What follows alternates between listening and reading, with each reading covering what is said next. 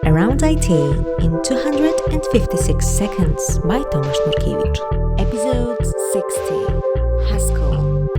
Haskell is a purely functional programming language.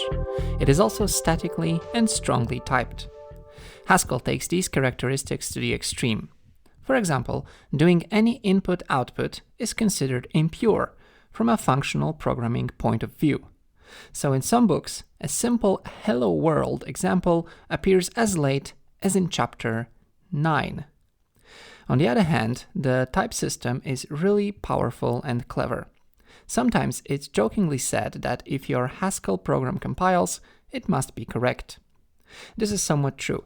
The type system is so expressive and the compiler so strict that many potential bugs manifest as compilation errors. To give you an idea of how precise the types are, there is a search engine known as Hoogle, like Google but with H. In Hoogle, you type a signature of a function you are looking for and it'll find the appropriate library function. For example, let's say you ask for a function that takes a list and returns a list of the same type. There are many functions like that, for example, reverse or tail. However, if you also require that elements of that list must support ordering with each other, well, in that case, you must be looking for a sort function. This is exactly what Hoogle suggests. And by the way, specifying that a given type supports equality, ordering, or turning itself into a string is supported via so-called type classes. Type classes are somewhat similar to interfaces in Java, but much more powerful. For instance, you can define them externally and in multiple different ways for the same type.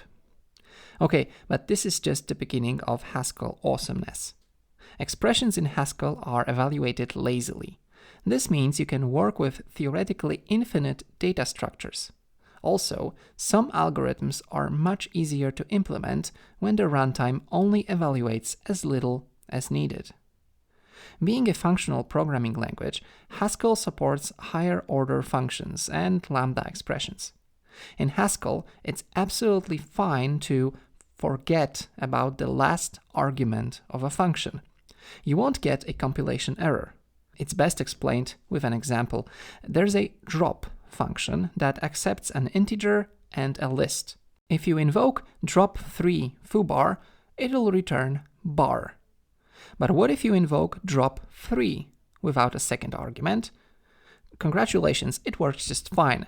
You just created another function that, when invoked on a list, drops the first 3 elements. You can name drop3 expression as skip first 3 or something, and use it as an ordinary function. Oh, and Haskell has excellent type inference. It means the compiler is amazingly good at guessing what's the signature of your newly created function.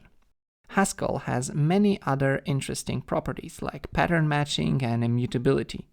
This language is most popular in academics and programming language research. However, there are some practical applications. For example, Facebook's spam filter was famously written in Haskell. Also, John Carmack, one of the creators of legendary Wolfenstein 3D, rewrote that game years later in Haskell. Turns out, despite a very strict environment, it has a lot of benefits. Surprisingly, immutability in such a dynamic game actually helps. That's it. Thanks for listening. Bye.